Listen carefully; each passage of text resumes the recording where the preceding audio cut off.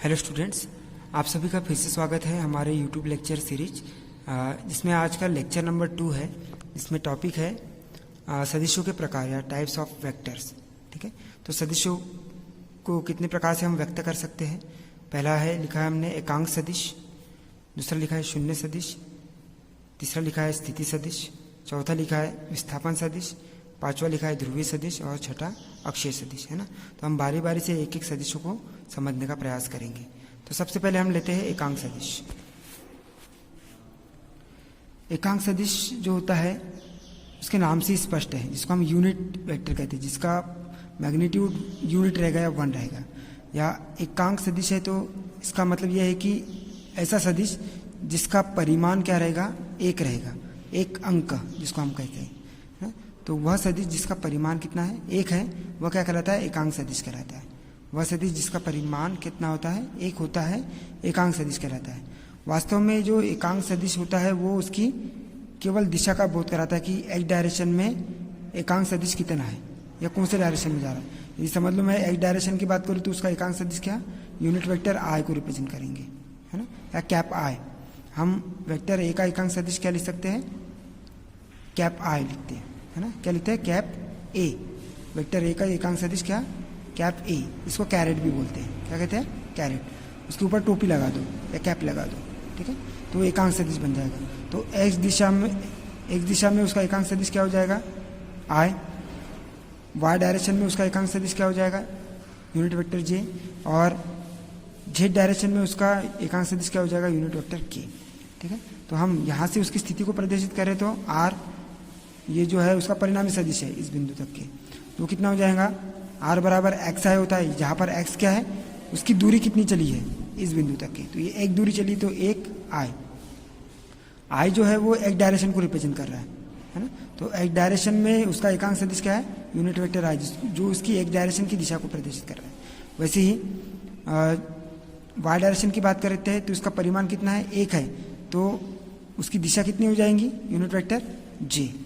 ठीक है, Y direction में यूनिट वेक्टर जे उसकी दिशा को रिप्रेजेंट कर रहा है। और के जो है यूनिट वेक्टर के जेड डायरेक्शन में उसकी दिशा को प्रदर्शित कर रहा है, जिसका परिमाण कितना है, एक है।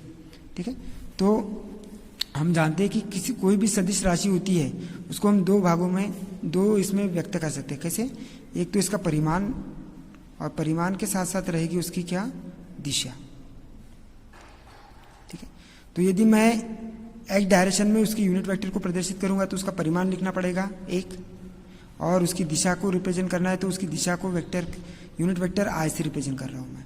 ठीक है, वैसे ही वाई डायरेक्शन में उसका परिमाण कितना है, एक है, और वाई डायरेक्शन में उसका यूनिट वेक्टर कितना है, जे है।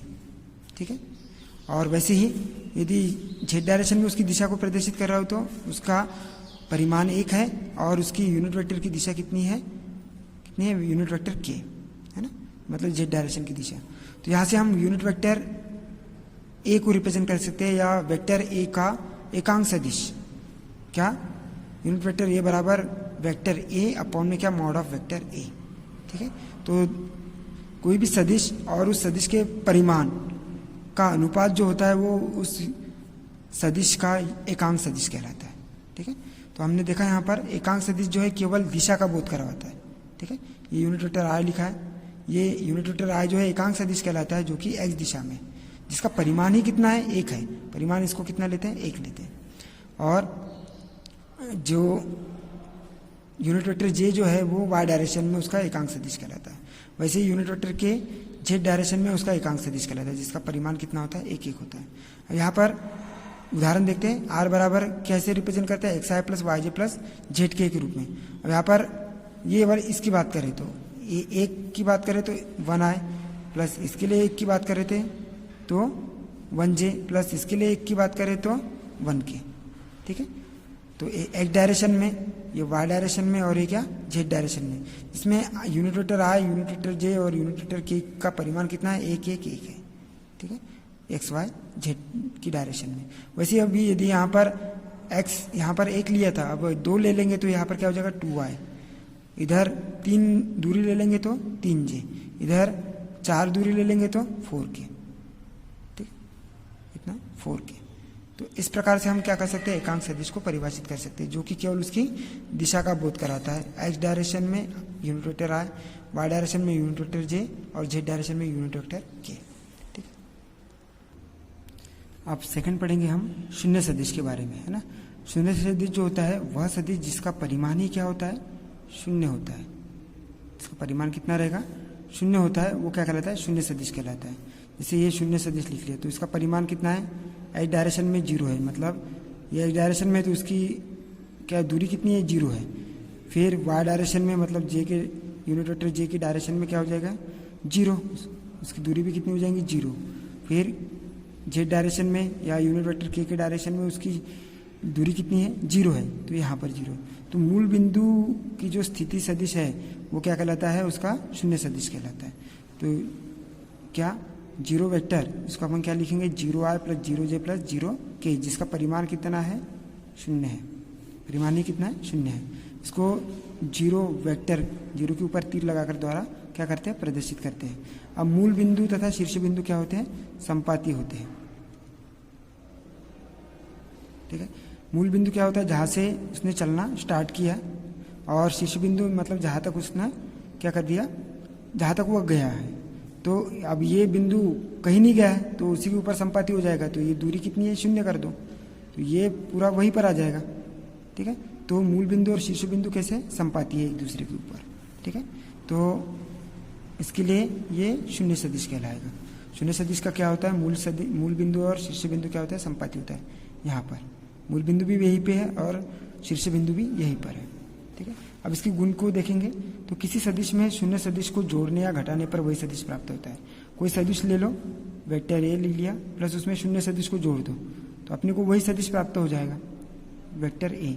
जैसे अपन ने ले लिया यहाँ पर कितना, 2i + 3j + 4k, उसमें से माइनस कर दिया मैंने कितना, 0i + 0j + 0k। ठीक है, तो 2 में से 0 गया तो 2 बचेगा, मतलब वही चीज़ 2i, प्लस 3 में से 0 गया तो वही बचेगा 3j, प्लस 4 में से 0 गया तो कितना बचेगा, माइनस है तो ये 4 - 0 मतलब 4k। तो वही सदिश क्या होगा, अपने को प्राप्त होगा। ये वेक्टर ये है, उसमें से 0 सदिश को माइनस कर रहे हैं या उसको जोड़ रहे हैं, तो जोड़ने पर भी वही चीज़ें प्राप्त हो जाएगी। ठीक है, क्लियर। तो किसी सदिश में शून्य सदिश को जोड़ने या घटाने पर वही सदिश क्या होता है, प्राप्त होता है। अब इसमें किसी अदिश के साथ शून्य सदिश का गुणा करने पर शून्य सदिश ही प्राप्त होता है। कोई भी अदिश ले लो, जैसे 2 ले लो, उसका 2 का गुना करो तो 0i के साथ में गुना करेंगे तो 0i हो जाएगा, तो वही सदिश प्राप्त हो जाएगा। फिर j के साथ में भी करेंगे तो वही सदिश प्राप्त होगा, और k के साथ में करेंगे तो वही सदिश प्राप्त हो रहा है। तो किसी अदिश के साथ शून्य सदिश का गुणा करने पर शून्य सदिश ही क्या होता है, प्राप्त होता है। अब 2 विपरीत, तीसरा पॉइंट क्या है, 2 बराबर और विपरीत सदिशों को जोड़ने पर शून्य सदिश प्राप्त होता है। समझ लो कि ये वेक्टर ये इधर गया है, अब वेक्टर बी भी इधर गया था, अब उसकी डायरेक्शन चेंज कर दो, ऐसे कर दो। अब दोनों को जोड़ रहा है मतलब उसकी डायरेक्शन को जोड़ रहे हैं, तो वेक्टर ये और ये क्या हुआ, माइनस वेक्टर बी, तो वेक्टर ये और ये माइनस वेक्टर बी, और दोनों सदिश कैसे है, बराबर है, तो कैसे हो रहे हैं, वेक्टर ये माइनस वेक्टर ए, तो कितना हो जाएगा, 0 हो जाएगा। ठीक है, तो 2 बराबर एवं विपरीत सदिशों को जोड़ने पर क्या हो रहा है, शून्य सदिश प्राप्त हो रहा है। जैसे vector A plus vector B 2 सदिश है, उसको जोड़ रहे हैं तो यहाँ पर, लेकिन उनका कैसा है, परिमाण समान है और दिशा कैसी विपरीत है, तो वेक्टर ए की जो डायरेक्शन है वो माइनस वेक्टर बी कर दो, उसके विपरीत डायरेक्शन में कर दो, तो क्या हो जाएगा, वेक्टर ए बराबर कितना, माइनस वेक्टर बी, तो वेक्टर ए की जगह माइनस बी रख दो, तो माइनस बी प्लस बी कितना हो जाएगा, 0। ठीक है, वैसे ही किसी सदिश में अदिश कितना, लैम्डा बराबर 0 से गुना करने पर क्या प्राप्त होता है, शून्य सदिश प्राप्त होता है। ठीक है, तो वेक्टर ए के साथ में शून्य को जोड़ गुना कर दो तो क्या प्राप्त होगा, शून्य सदिश ही प्राप्त होगा। इसके पश्चात अब हम पढ़ेंगे स्थिति सदिश, जिसको हम कहते हैं पोजीशन वेक्टर, है ना। स्थिति सदिश से पता चलता है कि ऐसा सदिश जो किसी निर्दिष्ट बिंदु के सापेक्ष किसी क्षण वस्तु की किसको बताता है, स्थिति को बताता है ना। मतलब वह सदिश जो किसी वस्तु की स्थिति को बताता है, किसके सापेक्ष, किसी निर्दिष्ट बिंदु के सापेक्ष, वह क्या कहलाता है, स्थिति सदिश कहलाता है। ठीक है, जैसे यहाँ बात कर रहे हैं अपन, है ना, ये कोई त्रिविमीय एक बॉक्स है। ठीक है, इस त्रिविमीय बॉक्स में यह निर्देश तंत्र है जिसका एक्स घटक, वाई घटक और ये कौन सा घटक है, जेड घटक है। अब इसमें एक चिड़िया क्या कर रही है, उड़ रही है। जैसे कमरे में एक चिड़िया उड़ रही है, तो इस उड़ने वाली चिड़िया की जो यहीं पे स्थिर रखकर उड़ रही है, तो इस स्थिति में इसकी स्थिति सदिश कितनी होगी, एक्स दिशा से, वाई दिशा से और जेड दिशा से।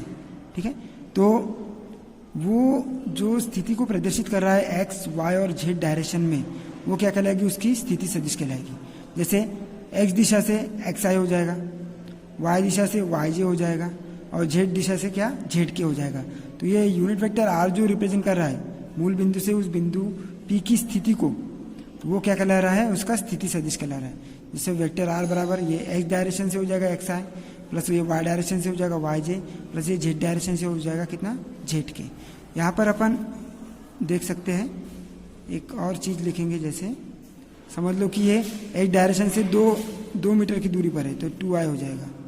ठीक है, वाई डायरेक्शन से 3 मीटर की दूरी पर है तो 3j हो जाएगा, प्लस जेड डायरेक्शन से 4 मीटर की दूरी पर है तो 4k हो जाएगा।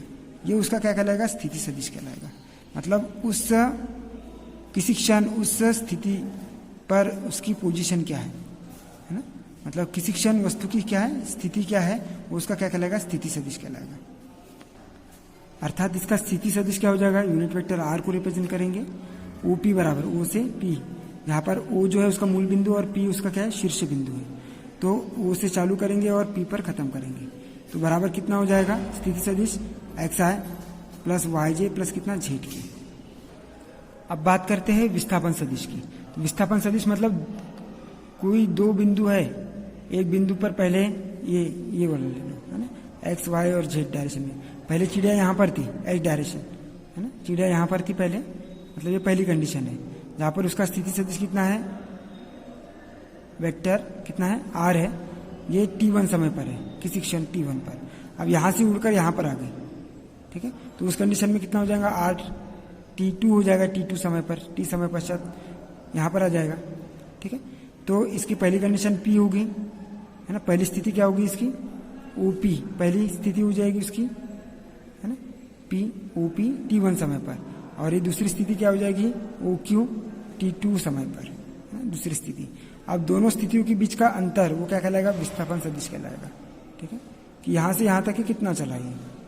ठीक है, तो क्या हो जाएगा, वह सदिश जो किसी क्षण या किसी निश्चित समांतराल में वस्तु के विस्थापन को रिप्रेजेंट करता है या उसकी दिशा को प्रदर्शित करता है। क्योंकि विस्थापन सदिश है, विस्थापन कौन सी राशि है, एक सदिश राशि है, तो सदिश को उसका विस्थापन भी रिप्रेजेंट करना पड़ेगा और उसकी दिशा को भी प्रदर्शित करना पड़ेगा। ठीक है, तो विस्थापन कितना हुआ है और उसकी दिशा किस डायरेक्शन में, है ना, तो वह सदिश जो किसी क्षण या किसी निश्चित समांतराल में वस्तु के विस्थापन और उसकी दिशा को प्रदर्शित करता है, वह क्या कहलाता है, विस्थापन सदिश कहलाता है। जैसे विस्थापन सदिश को अपन लिखेंगे vector S, displacement vector S, तो ये क्या हो जाएगा, आर t2 में से आर t1 को क्या कर देंगे, माइनस कर देंगे। ये अधिकतम स्थिति और ये क्या, न्यूनतम स्थिति। ठीक है, तो आर t2 माइनस कितना हो जाएगा, आर t1। ये t2 समय पश्चात कितनी चली, मतलब t1 समय पश्चात ये है और उसके बाद में t2 समय पश्चात ये चली, तो t2 में से t1 को क्या करना पड़ेगा, घटाना पड़ेगा। ठीक है, तो यहाँ पर यूनिट वेक्टर एस बराबर कितना हो जाएगा, p कितना, q, है ना, कहाँ से चालू करेंगे, ये p से चालू करेंगे और ये q तक की, तो कितना हो जाएगा, यूनिट वेक्टर पी क्यू की वैल्यू कितनी हो जाएंगी, ओ क्यू कितना, ओ क्यू माइनस कितना, ओ पी। ठीक है, तो ये हो जाएगा क्या, उसकी यूनिट वेक्टर की वैल्यू, विस्थापन सदिश की वैल्यू। ठीक है, तो विस्थापन सदिश क्या हो जाएगा, जो प्रारंभिक स्थिति थी और ये अंतिम स्थिति, तो अंतिम स्थिति में से प्रारंभिक स्थिति को क्या करना पड़ेगा, माइनस करना पड़ेगा। तो अंतिम स्थिति कौन सी है, ओ क्यू है, उसमें से प्रारंभिक स्थिति को क्या करेंगे, माइनस कर देंगे, स्थिति सदिश को माइनस कर देंगे। ये हमारा क्या निकल कर आएगा, विस्थापन सदिश निकल कर आएगा।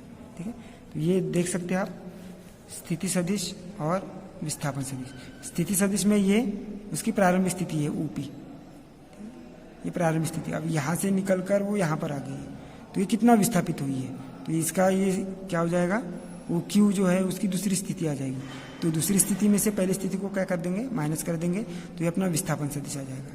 ठीक है, क्लियर, ये हो गया। अब आते हैं ध्रुवीय सदिश और अक्षीय सदिश पर। ठीक है, तो पांचवा जो है हमारा ध्रुवीय सदिश, तो वह सदिश जिसका क्या होता है, प्रारंभिक बिंदु होता है, और ये प्रारंभिक बिंदु क्या होता है, उसका कार्यकारी बिंदु होता है। समझ लो कि ये बल है ना, तो बल को अपने को इस पॉइंट पर अपने को बल लगाना ही पड़ेगा, तभी आगे चलेगी। तो इसका प्रारंभिक बिंदु क्या होता है, कोई ना कोई कार्यकारी बिंदु होता है। इस प्रारंभिक बिंदु पर अपन क्या लगाएंगे, बल लगाएंगे, तो वो क्या हो जाएगी, डिस्प्लेस हो जाएगी। ठीक है, तो वह सदिश जिसका क्या होता है, प्रारंभिक बिंदु या कार्यकारी बिंदु होता है, वो क्या कहलाता है, ध्रुवीय सदिश कहलाता है। जैसे विस्थापन बल है ना, विस्थापन मतलब यहाँ से यहाँ तक विस्थापित कर देंगे, तो इसका प्रारंभिक बिंदु है कि नहीं, यहाँ से स्टार्ट कर रहे हैं और यहाँ पर उसको खत्म कर रहे हैं। ठीक है, क्लियर। तो ये इसका बल का भी वैसे ही कार्यकारी बिंदु होगा। ठीक है, तो इस प्रकार से हम इसको क्या लिखेंगे, ध्रुवीय सदिश, जिसको हम कहते हैं पोलर वेक्टर। ठीक है, अब दूसरा आता है क्या, अक्षीय सदिश।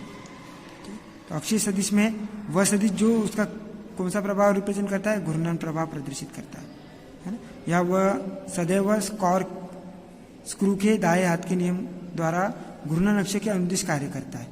जैसे मैक्सवेल के कॉर्कस्क्रू का नियम कहता है ये वाला, है ना, कि चुंबकीय क्षेत्र की दिशा कैसे प्रदर्शित करेंगे।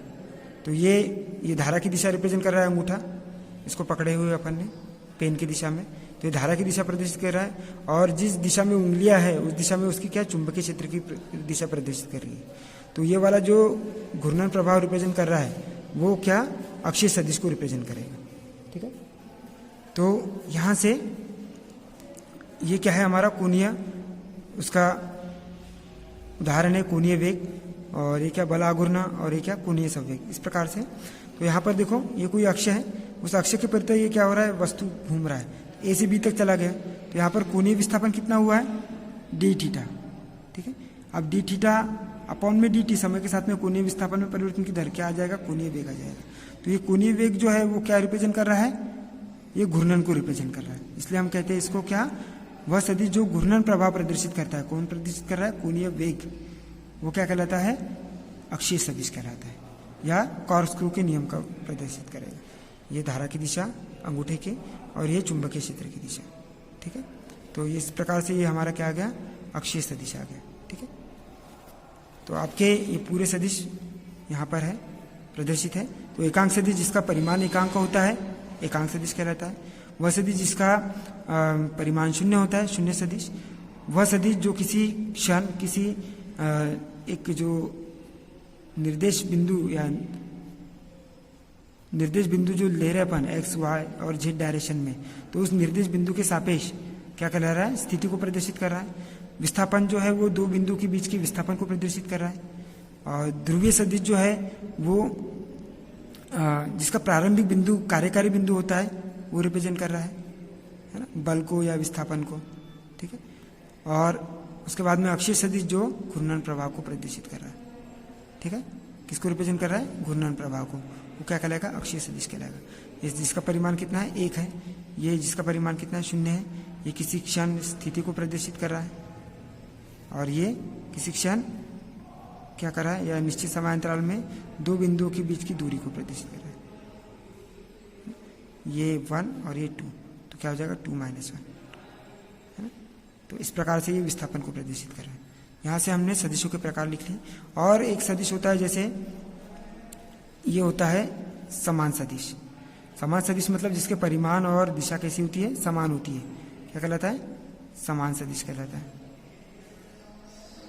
एक होता है क्या, विपरीत सदिश। तो परिमाण में तो समान होंगे लेकिन दिशा में कैसे होंगे, विपरीत होंगे, तो वो क्या कहलाएंगे, विपरीत सदिश। ठीक है, अब जो एक ही दिशा में होंगे वो क्या कहलाएंगे, समांतर सदिश भी कहलाएंगे, समांतर सदिश। ठीक है, जिनके परिमाण अलग अलग हो सकते हैं लेकिन दिशा कैसी हो सकती है, एक ही, तो वो क्या कहलाएंगे, समांतर सदिश कहलाएंगे। ठीक है, तो इस प्रकार से अलग अलग सदिशों को, ये दो सदिशों की में तुलना को रिप्रेजेंट कर रहा है।